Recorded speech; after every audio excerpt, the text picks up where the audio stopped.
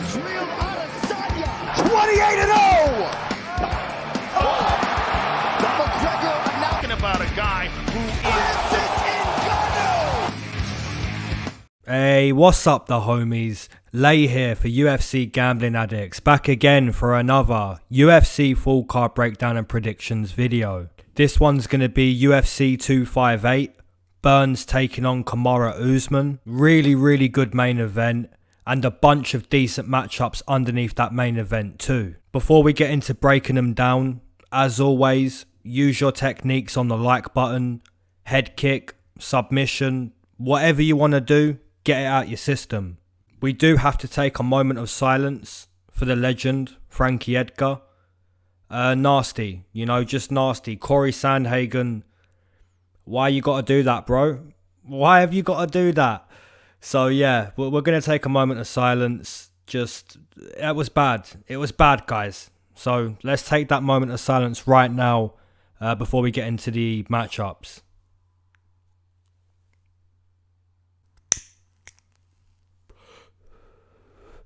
Amen, Frankie Edgar and Corey Sandhagen, bro. You got to chill, because that was nasty.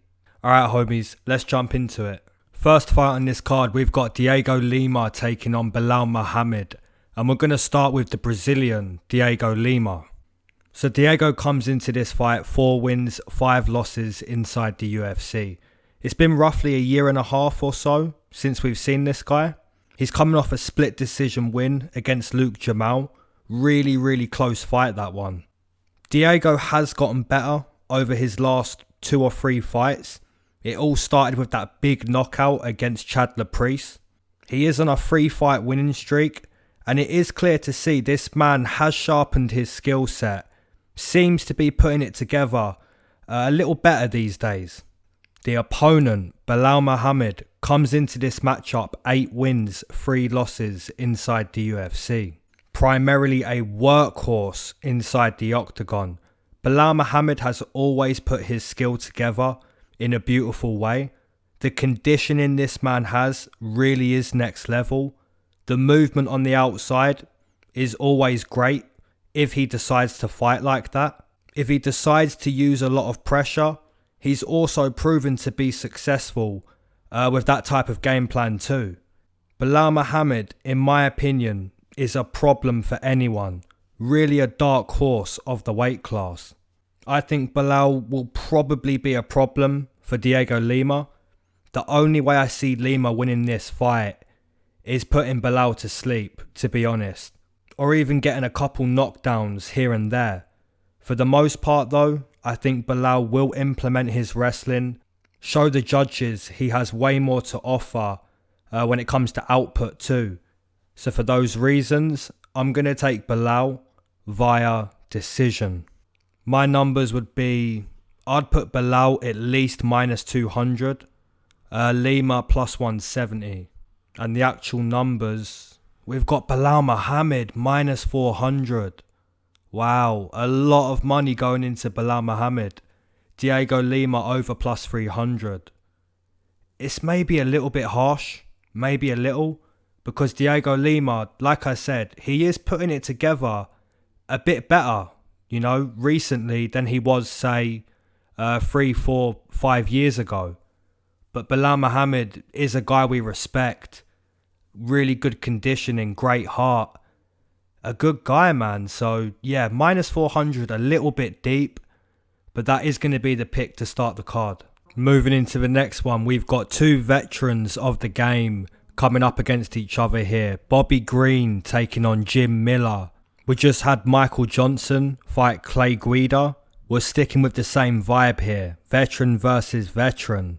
So Bobby Green, primarily a boxer and wrestler. His wrestling background will always help against tough grapplers. But that's not where Bobby likes to score, The boxing, the swagger boxing is where Bobby Green likes to compete. He is guilty of sometimes getting a little too cocky, but that's purely how Bobby Green likes to get into his flow. He gets into his boxing flow with that swagger. Jim Miller, a veteran of the game, a fighter we all appreciate. If you look at his record, You're noticing he's only winning via submission towards the end of his career. He club and subbed Alex White. He club and subbed Clay Guida. It's no secret that Jim Miller is looking to use his black belt when he clubs you. Of course, Jim Miller has all the experience in the world to win this matchup. We know he has the skill. But the damage, man. The damage this guy has taken may show on the feet, especially in a boxing contest with Bobby Green. So purely for those reasons, I'm going to take the boxer. I think Bobby Green may be able to find a finish if he keeps this one standing. So my pick is going to be Bobby via TKO in round number 2.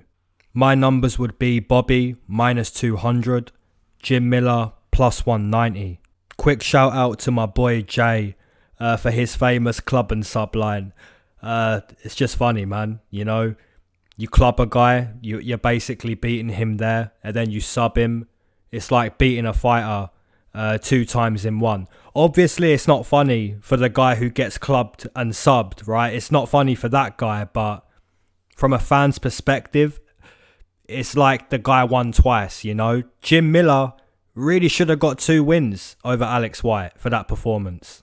And 2 wins against Clay Guida, you know? Club and sub, that's what Jim Miller's all about. And the actual numbers for this matchup, we've got Bobby Green minus 250, minus 260. That's nice to see. Jim Miller coming back over plus 200. It's understandable. You know, Bobby Green has really good wrestling to keep this a stand-up contest. And he has got better boxing, in my opinion. So, minus 260, it does seem fair. Ricky Simone taking on Brian Kelleher. And we're going to start with Ricky. So Ricky comes into this matchup 5 wins, 2 losses inside the UFC. Primarily a wrestler. A sick one too, man. This dude is a top wrestler for the bantamweight division. However, this one I believe is at 145. So maybe that size advantage, that strength advantage won't be as clear as it normally is. The chin of Ricky Simone isn't too great either. He got clipped by Uriah, clipped by Marab, clipped by Rob Font. The stand-up isn't the area that Ricky Simone normally wins in. It's usually the takedowns, the mauling, the wrestling. Brian Kelleher comes into this matchup 6 wins, 4 losses inside the UFC. By no means a super elite high level fighter, but you've got to give it to this guy, man. He's crafty. He is a problem. If you choose to take down Brian Kelleher, you're basically taking him to his world of jiu-jitsu. This guy has some nasty BJJ. He isn't afraid to use it. As for his striking, it has gotten better. You only have to look at the way he put out Hunter Azure to find evidence of that. Initially, guys, I was taking Ricky Simone, but something is pulling me towards Brian Kelleher, man. It's that craftiness. Determination always shows when he's fighting too. I've just got a weird feeling, man. Brian Kelleher could potentially sub Ricky Simone or even find a TKO. Really, you know, his striking, it has gotten better. This is a really good matchup though. Ricky Simone will probably look to take down Brian Kelleher and avoid the submissions. If he does, he could also win. I'm sure as a community, we may be split on this one. For me though, I've got to go with the feeling. And that's Brian Kelleher. This guy is crafty. So I'm going to take Brian Kelleher via submission in round number 3. It's a bit of a shot in the dark type prediction, but I'm happy to go with it. My numbers, I'd still probably put Brian Kelleher an underdog, but not by much. You know, maybe plus 150 on Brian Kelleher and like a minus 120 on Ricky Simone. And the actual numbers are insane. Ricky Simone minus 250. When he has shown, you know, he will go down if you can clip him the right way. And his sub, you know, his ground game is good. But the better submission artist here, in my opinion, is Brian Kelleher. Ricky was able to find a submission a few weeks ago a couple weeks ago against Perillo, but Brian Kelleher, man, he's a really good jiu-jitsu player and his stand-up is coming along, so at plus 200 I am a little bit surprised there. Gillian Robertson taking on Miranda Maverick. This is a decent one. We're going to start with Gillian. So Gillian comes into this matchup 6 wins, 3 losses inside the UFC. Primarily a grappler, a jiu-jitsu practitioner. Gillian has always had good BJJ, but she's so young, it's still getting better. Not only is her technique getting better in jiu-jitsu, but other areas of her game are evolving. The ability to use good forward pressure to get those takedowns is something that I have noticed. Early on in her career, she played the outside game, strike on the outside, but if you look at her recent matchups, she's striking coming forward to get those takedowns. It's working way better than the outside game. Miranda Maverick comes into this matchup 1-0 inside the UFC. Now, this is a fighter that not only had a great debut, but a fighter that basically made her opponent look like Voldemort from Harry Potter, you know? She took her opponent's nose clean off. The Muay Thai striking was on point from Miranda Maverick. And that's before we mention, this girl is a pretty good wrestler too. The potential ability in Maverick, in my opinion, is pretty high. This is a brilliant matchup. 2 promising female fighters go into battle. I'm going to side with Miranda. I just see more ways for her to win this matchup. The striking advantage is quite a big advantage, in my opinion. Now, there is a way for Gillian though. It's going to be the grappling. She needs to be able to use her jiu-jitsu. If she can't, I do see her getting pieced up on the feet. So I'm going to take Miranda via decision. I was considering taking Miranda by TKO. It's like plus 400. But Maverick may also respect Gillian enough to basically fight with less urgency. You know, in that kind of worry mindset, I don't want to be taken down.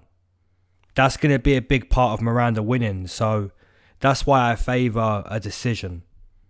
Now the actual numbers, I didn't even say my numbers. I would put Miranda around minus 170, Gillian plus 140. So pretty close to the actual numbers. Obviously, if this fight hits the mat, Gillian is not a plus 120.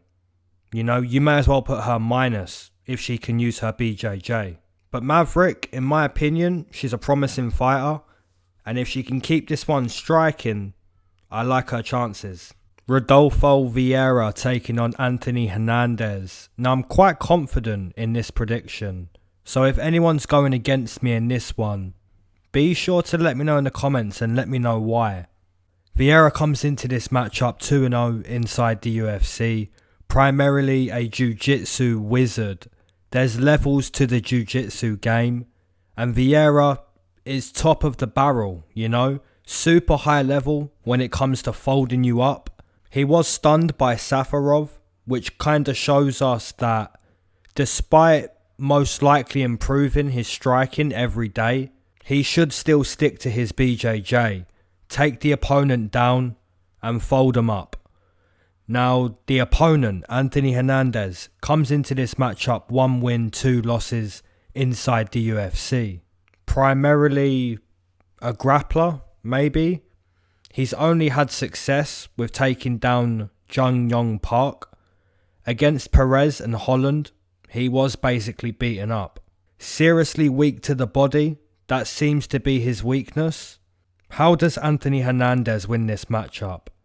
I would say look to stand and strike for as long as he can, as much as he can.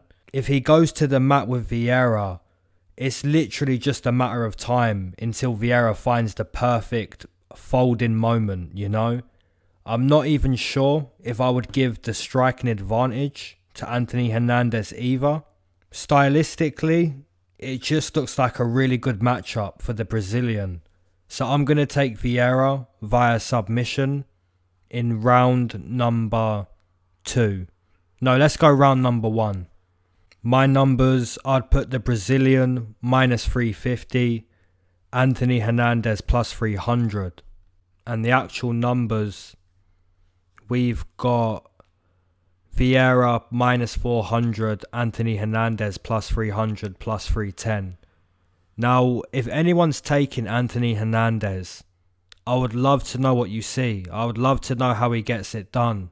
It's like that Titanic moment, you know, when he's on the boat at the end. Is there anyone out there? Right? Is anyone taking Anthony Hernandez? I'd love to know. Gabe Green taking on Philip Rowe. And we're going to start with Gabe. So Gabe comes into this matchup 0 wins, 1 loss inside the UFC. Rewatching his debut, man, this guy has some heart. We won't be questioning this man's desire to win at the highest level. Yes, he absorbed many punches from D-Rod, but his output, his desire to keep walking forward, to find that knockout punch, really unbelievable. If you go back and rewatch it, another thing that you will notice was his kicking game. He was targeting all areas with his kicks, the head, the body and the calf. Gabe Green definitely has a lot of determination at the highest level. The opponent, Philip Rowe, comes into this matchup 7 wins, 2 losses inside the UFC. We last saw this guy fight on the Contender Series about 1.5 years ago. He was rocked by Leon Shabazian in the first round, but later came back to outstrike Leon when Leon later fatigued in that matchup. But if you look at round 1, there's evidence that Philip Rowe doesn't exactly have a solid chin. If we see the same Gabe Green in this fight, where he's targeting all areas of the opponent with his kicks, he's ripping to the body often, he's landing many punches up top, I think at some point he is going to be able to stop Philip Rowe. Now Rowe does have the size advantage, but unless he can effectively use it by keeping Gabe on the outside, I'm not too sure how much that size is going to count.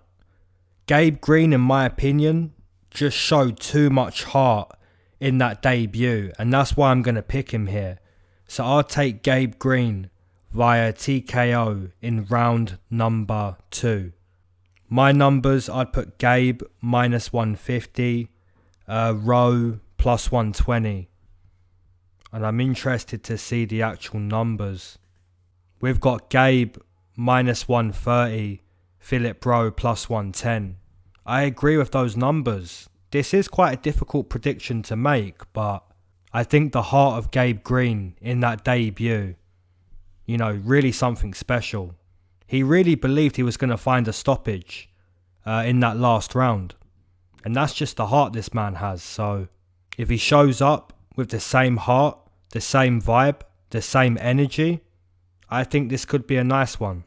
Polyana Viana taking on Mallory Martin. And we're going to start with Viana. So Viana comes into this matchup 2 wins, 3 losses inside the UFC. Primarily a jiu-jitsu fighter. Polyana hasn't had much success standing and striking. Both of her wins came on the mat. And even in her losses, she lost a couple on the mat too. Cyphers looked okay on top. And Macedo even found her own submission on Viana. Man, for some reason, I haven't picked against Viana yet. I've got some kind of weird faith in this fighter that doesn't seem to be working for me yet. She was able to submit Emily Whitmire as an underdog in her last matchup, but that's nothing too special, you know. Emily Whitmire, not exactly the Damian Maia of the female grappling world, you know. Mallory Martin comes into this matchup 1 win, 1 loss inside the UFC. Looking back at Mallory's last fight against Hannah Cyphers, she was badly hurt in that first round. Somehow survived. I was amazed that she did survive too, because I actually took a shot on Hannah Cyphers as a big underdog. But somehow Mallory Martin regained composure and later went on to find her own finish on the mat. The fact that Martin was rocked on the feet by Cyphers does show us that she can be hurt, and her grappling is maybe the best part of her game too, which should help Viana, seeing as the best side of her game is also her grappling. So maybe for the first time, Viana does find some success on the feet with her striking. Or maybe she doesn't, and she still has to rely on her jiu-jitsu as a get out of jail free card. Either way, I think this is a who the hell knows type of matchup. I haven't picked against Viana yet, for some weird reason, I don't know why. But I'm going to keep the same vibe, man. I'm going to take Viana to maybe show us some type of evolution in her striking, right? No success there, but hopefully she can show me, look, we're striking now. We have good BJJ, and now we're striking. Hopefully, but yeah, it's a who the hell knows. I'm going to take Viana via decision. My numbers would be Viana -110, Martin -110. It's who the hell knows. And the actual numbers, we've got Viana coming in +130. Doesn't really surprise me. Martin coming back -150. Viana, man, she most likely will have to rely on her jiu-jitsu. I'm praying that she doesn't have to. But most likely, you know, the money says that as well. I think it's going to be a close one. I wouldn't like to bet on it. But Viana is an underdog. Oh, man. Okay, let's get to the smoke break. Alright, homies. You know what time it is.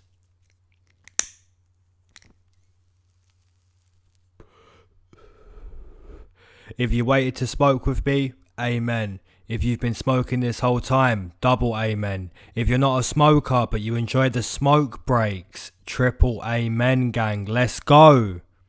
I hope you're all blessed, having a great day, a blessed day. If you're not subscribed yet, make sure you do that. Choke out the subscribe button, whatever you want to do. If you haven't hit the like button, the Hamzat button, use your techniques, get it done. Last week a homie reached out for a topic. This week another homie reached out for a topic. I'm really glad this smoke break vibe is appreciated and enjoyed on this channel. This week a homie reached out. I'd like to say thank you first before we get into the message. So thank you to you, bro. Amen to you. The message reads: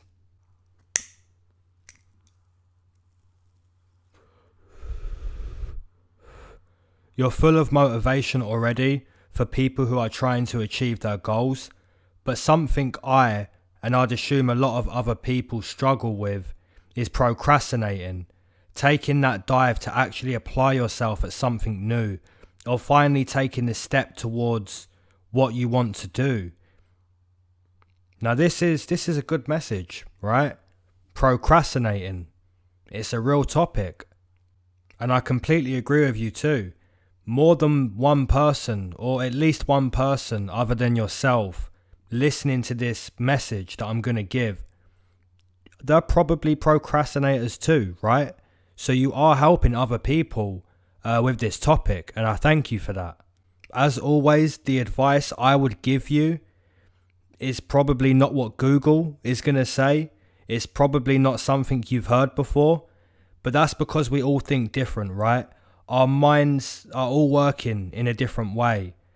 But how I would personally attack this area of my life, procrastination, personally, firstly, I'd like to mention that having a desire to do something helps procrastinating.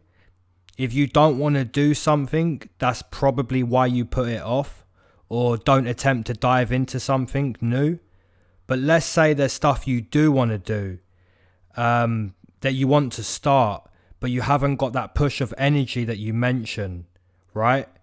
This is the advice that I would give you. Start becoming comfortable with the feeling of, I backed it up. I said I'd do it, and look, I proved myself right. I backed it up. Because, bro, You can lie to anyone in this world. You can lie to me. You can lie to friends, colleagues, whoever, right? You can tell a lie to any person in this world. But there's one person you cannot lie to. And that's yourself, right? So I would advise you getting into the mindset of, I'll be damned if I lie to myself. Ain't no way I'm going to lie to myself, bro. I'm going to back it up. No way I'm going to lie to myself, right? Get into that type of thinking. Tell yourself exactly what you're going to do. And get ready for that. Yep, I backed it up, right? Get ready for that moment every single day. You don't have to be Conor McGregor to back it up, right? You know how Conor always says, I back it up. This philosophy can be used by any man. I think a big part of this philosophy is realizing that you can't lie to yourself, right? So start realizing, I won't lie to myself anymore. And when you get into that thinking, bro, I think it will start to eliminate that procrastination. You'll be ready to prove yourself right. You won't be so ready to put something off because now you're thinking, man, if I put that off, I damn lied to myself. So make that deal with yourself today. From here out, I'm only going to back up what I say.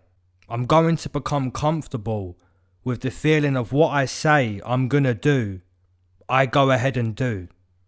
I think with this mindset, you will start to eliminate procrastinating.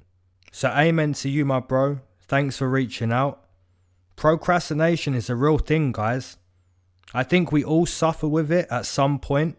Some people suffer deeper than others. But I think the mindset is a big part of it. If we're all going to become comfortable with, I'm going to back it up. I can't wait to back it up. All week, Monday to Sunday, let's go. We're going to realize, man, the only thing that held me back was the way I was thinking. The brain is a powerful thing, guys. The more you take control, the more you realize that, man, I really am only in control of myself. And that's it. So let's control myself. Let's become better. Mamba mentality, you know? Let's get better every day. Let's work to become better every day. This week it was realizing that procrastinating can be helped with the mindset. The mindset of, I'm going to say what it is and then show myself I'm right.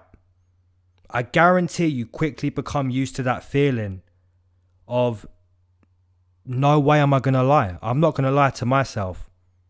This is what I'm going to do tomorrow. This is what I'm going to start. Ain't no way I'm going to lie to myself, right? Get into that mindset.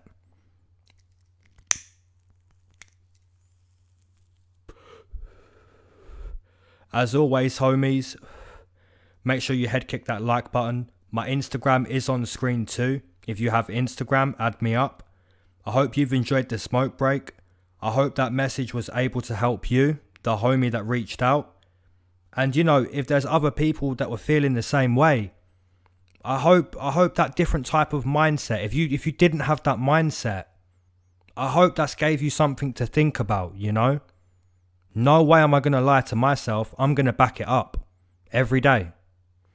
And it can be the smallest things, but if you back it up, if you don't put it off and you back it up, you should, you know, be proud. Be proud every day.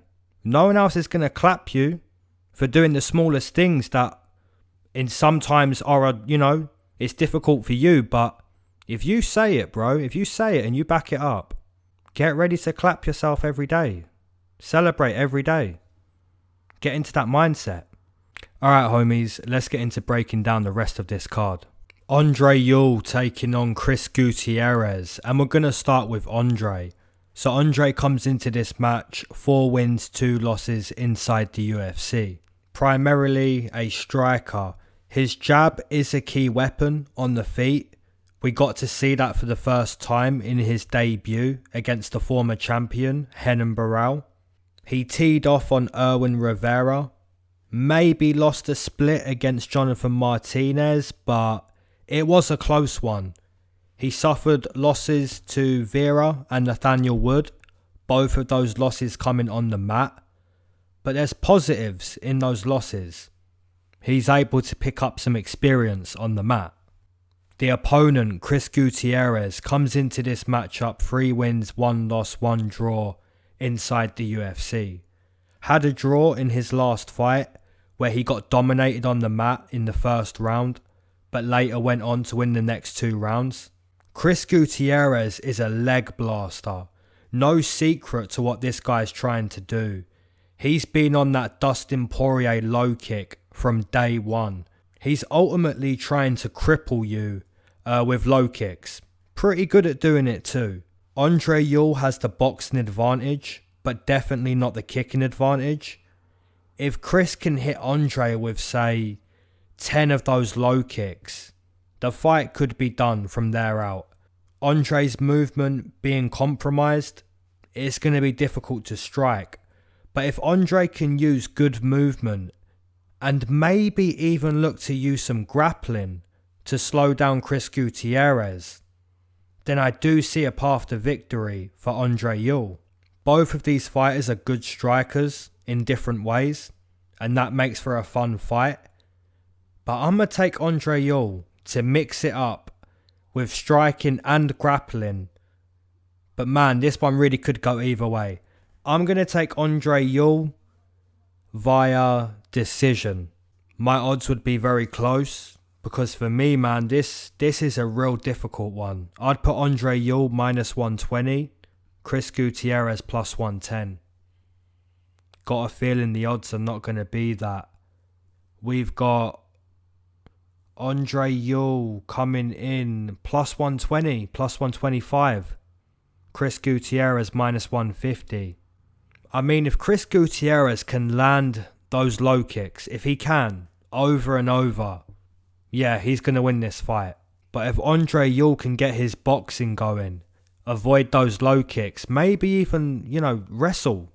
Look to wrestle and have success there. Could be a close one. I'm liking the plus money. Kelvin Gastelum taking on Ian Heinisch. What a matchup. We're going to start with Kelvin. So Kelvin is now 11 wins, 6 losses inside the UFC. Primarily a boxer with a wrestling background too. Despite having that wrestling background, he is undersized at 185, so it doesn't exactly stick out as an area he's ever going to win. The area Kelvin is going to win is the boxing. He's quick at 185, always been a sharp boxer that can sleep anyone if he lands with that punch. You even had Darren Till choosing to grapple up against the fence just to nullify Kelvin Gastelum, which really shows you, man, this guy, he's got hands, right? Even head kicked Adesanya. Kelvin Gastelum head kicking Adesanya. He is on a 3-fight losing streak, but don't count this guy out. The opponent, Ian Heinisch, comes into this matchup 3 wins, 2 losses inside the UFC. Ian is the definition of a hard-working dude that has proven to us anything is possible with the right mindset, the right determination with your passion. He's had a troubled life, but now he finds himself on top of the world, fighting in the biggest MMA organization. He's got some good power in his hands, but isn't exactly a striker. His wrestling, his scrambling ability, that's what I'm seeing in Ian Heinisch. I've gotten Gastelum's last 4 fights right. I took him against Jacare, went against, in the last few, Adesanya, Till and Hermanson. Now would be a really nice time for Gastelum to put a stop to the rot, because I do believe he wins this one. He's by far the way better boxer out of both of these guys. That's no disrespect to Ian Heinisch. If we look at the power that Ian possesses, for sure he has a chance to hurt Gastelum. But if we look at technique and speed, man, that goes to Gastelum in my opinion. For Ian to win this one, he has to wrestle. For Gastelum to win, I think he needs to box. For me, I think Kelvin puts a stop to the rot via decision. My numbers would be Calvin minus 160, Ian plus 130. And the actual numbers, we've got Calvin over minus 200, Ian Heinisch plus 190. So despite Calvin being on a 3-fight losing streak, a lot of money going on that line. A lot of money going on Calvin Gastelum. And it's clear to see why. You know, if we get a striking match, both of these guys using their boxing, yeah, I think Calvin Gastelum, he gets a win. You know, stops the rot. Julian Marquez taking on Maki Pitolo. And we're going to start with Julian. So Julian comes into this matchup 1 win, 1 loss inside the UFC. It's been ages since we've seen Julian, man. From what we remember, this guy has serious power in his hands. You don't want to get into a war with Julian Marquez. Having said that, we've got a guy in Maki Pitolo who's got that dog mentality. Maki Pitolo comes into this fight 1 win, 3 losses inside the UFC. But his record shouldn't define him. He's way better than his record suggests, in my opinion. In all of his losses, there's been some type of grappling. His debut, it was all groundwork from Kalen Potter. Against Darren Stewart, for some reason, Maki shot for a takedown. Against Impa Kasanganai, Maki was pushed up against the fence. Credit to Maki, he was able to survive the wrestling of Charles Byrd. Later went on to finish that one with ground and pound. This is a 50-50 fight, but I'm gonna factor in inactivity to my pick. I think Maki Pitolo could be the cleaner fighter when it comes to striking, purely down to competing way more than Marquez. So for those reasons, I'm going to take Maki Pitolo via decision. I'm kind of excited to see Julian Marquez. You know, it's been quite a while since we've seen this guy. And he did, you know, prove to us he's got some decent power. Wrestling, not too bad too. So, yeah, that's going to be a fire matchup right before the co-main. My numbers, I'd put Maki minus 140, Julian plus 110. And the actual numbers, we've got Maki plus 140, Julian minus 160, minus 170. So that's going to be another underdog play for me on this card. I like Maki Pitolo, man. Like I said, his record isn't great. But this guy is a pretty decent boxer. Loves to rip to the body. He's got that tough mentality of I'm going to take your punches, you know? So if he can get into that dogfight, and avoid, you have to avoid the power of Julian Marquez. This is going to be a good one. The more I think about this one, yeah, I'm excited to see what's going to happen. Co-main event, we've got Maycee Barber taking on Alexa Grasso. Really good co-main.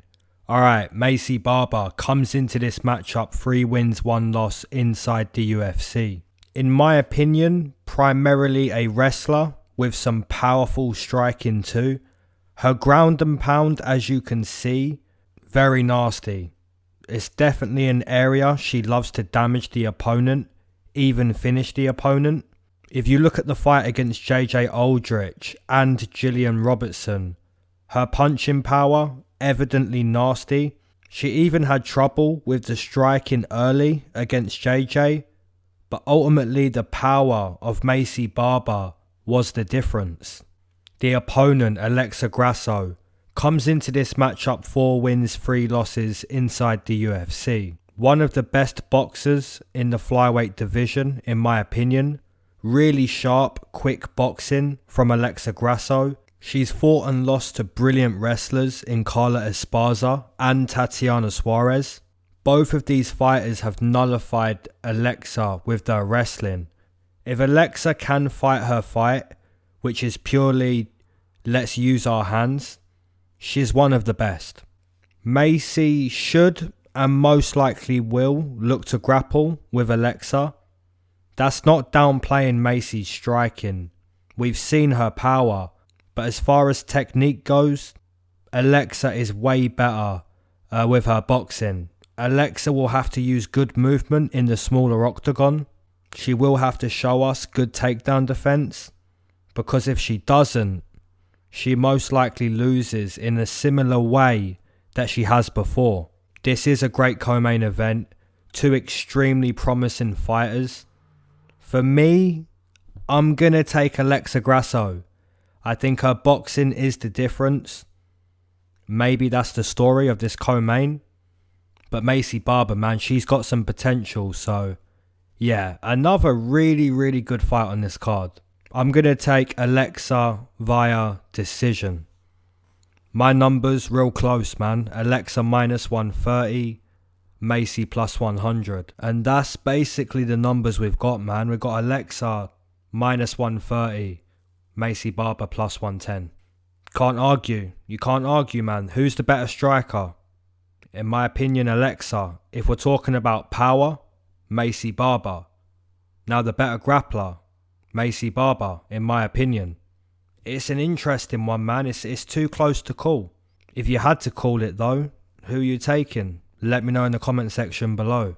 Alright my homies, main event. We've got Kamaru Usman taking on Gilbert Burns.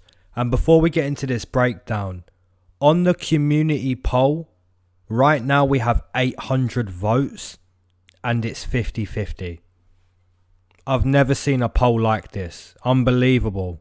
So let's start with Usman. Usman comes into this title defense 12-0 inside the UFC. Primarily a wrestler. This dude really is the 170 version of Khabib. In fresher times we would say Hamzat. But if you're looking at what Usman has done from the start of his UFC career up until now, this dude is a mauler. His cardio is also 10 out of 10. Had a great fight with Colby. His cardio looked great in that. The output had a lot to offer in that fight with Colby. Really shows us the type of conditioning Kamaru Usman has. His fight IQ also high level. Maybe a boring performance against Masvidal, but he did what was necessary. Yeah, see what I did there? Right, the opponent, Gilbert Burns, comes into this matchup 12 wins, 3 losses inside the UFC. Primarily a jiu-jitsu practitioner, with some pretty nice Muay Thai striking too. This is a guy who's been climbing for a few years now in the UFC. Got slept badly by Dan Hooker. Came back strong after that fight. 4-0 at welterweight. Really performing strong in all of these matchups too. Who would we say has the better striking in this matchup? You'd probably say Burns, but I doubt he has the same output that Colby had with his striking. Who would we say has the better jiu-jitsu? Absolutely no brainer. Burns. It's not even close. So what does Usman have? What does he have on his side? The wrestling advantage. He does have the size advantage. And most likely has the cardio advantage too. Burns was able to hold Woodley up against the fence, even outstrike him for 25 minutes. But I'm not too sure if he can do that against Kamaru Usman. Burns was the hammer against Woodley. What if he's the nail against Usman? Does his cardio hold up if he's the one held against the fence? Or even stuck in half guard on the bottom? I'm going to side with the champion, Kamaru Usman. I respect Burns. He does have the ability to beat Usman, but it's easier said than done. Usman has great cardio, great fight IQ, and he always seems to find a way not only to beat his opponent, but to dominate them too, you know? I just have to go with the champion. Can Burns do it? Can he find a way? I'd be amazed. But I'm going to take Kamaru Usman via decision. I think round 4 and round 5, those are going to be cardio battles. And I do see Usman edging those rounds. My numbers, I'd put Kamaru Usman minus 200, Burns plus 170. And the actual numbers, we've got Kamaru Usman minus 280, minus 290. That's a bit overpriced. not obviously by a lot. I'd put Kamaru Usman 2-1 as a favourite. It is starting to come down. You know, it was at minus 300. It's starting to come down. The lowest price you can get on Usman is minus 250. That seems closer to the truth than minus 300. But Burns, man, he has been climbing. His Muay Thai striking is good. I think it's a question, you know, is he going to be the hammer or the nail? He's only been the hammer, really, so far at welterweight. Kamaru Usman is a massive step up. You know, great job against Tyron Woodley. But this is a whole different animal. It's going to be a great main event. I've enjoyed breaking down these fights. If you want to add me on Instagram, if you've got that, go ahead. As always, make sure you hit the like button, subscribe. Drop your picks below, underdogs, favourite picks, all of that good stuff. Alright homies, I'll catch you on the next one. Peace.